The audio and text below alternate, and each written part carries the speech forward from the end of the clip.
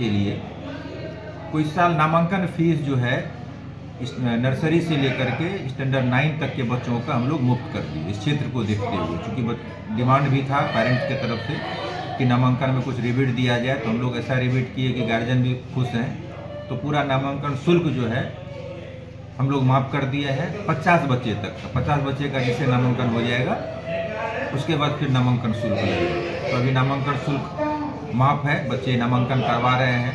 और जो बच्चे पहले नामांकन करवा लेते हैं तो उसके लिए हम लोग अलग से स्पेशल क्लास की भी व्यवस्था की है। स्पेशल क्लास भी चल रहा है और वो मार्च तक चलेगा। मार्च के बाद फिर हम लोग दूसरा टेस्ट लेंगे, उस टेस्ट के आधार पर बच्चों का फिर नामांकन उस क्लास के लिए हो जाएगा। अभी नामांकन चालू? हाँ, अभी नामांकन चालू है। और विशेष व्यवस्था पेरेंट्स के लिए किया गया, जैसे कि अभी आप लोग पीटीएम में देख ही रहे थे, पीटीएम में सब चीज़ों के बारे में जानकारी मिल ही गई है।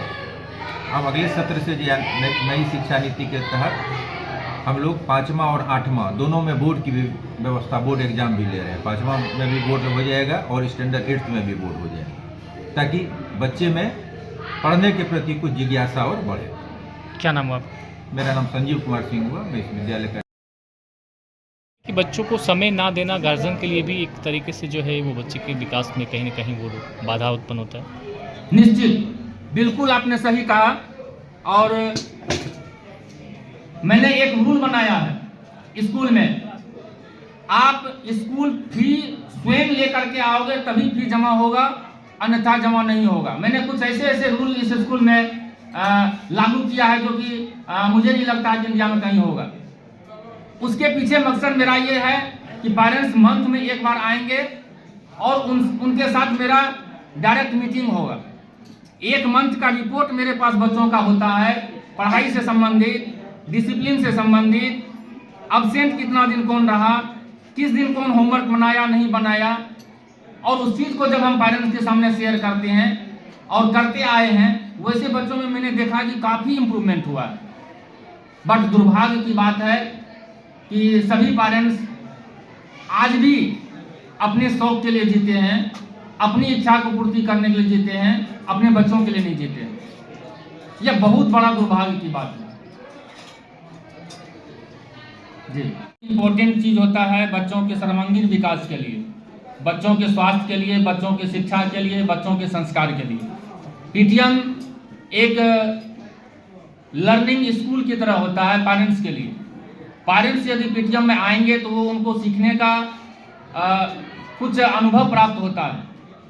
सभी पेरेंट्स के पास 1-2 बच्चा या 3 बच्चा होता है, एक बच्चा है 1 साल 2 साल 3 साल या 1-2 बच्चे का एक्सपीरियंस होता है। बट स्कूल के पास सालों साल का एक्सपीरियंस होता है।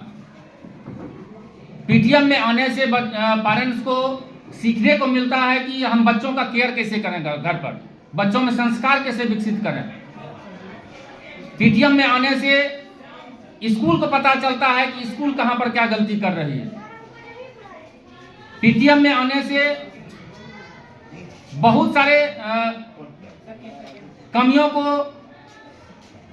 प्रिंसिपल के सामने, टीचर्स के सामने, पेरेंट्स के द्वारा रखा जाता है। और जब समूह में कोई कंप्लेन या कोई एडवाइस होता है तो वो टीचर प्रयास करता है कि आगे उससे कोई गलतियां ना हो। पीटीएम बहुत ही इंपॉर्टेंट चीज होता है बच्चों के लिए।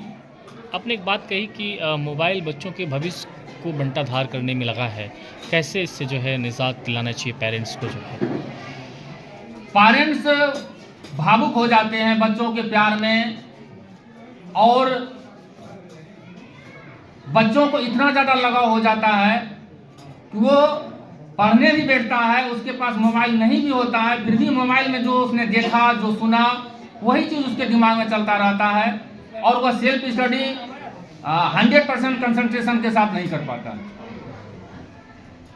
मैंने अभी कहा शराब का नशा फिर भी 4-5 घंटा में उतर जाता है, बट मोबाइल का नशा यदि बच्चों को लग जाए, उस बच्चे के जीवन को बर्बाद करके ही वो मोबाइल का नशा उतरता है।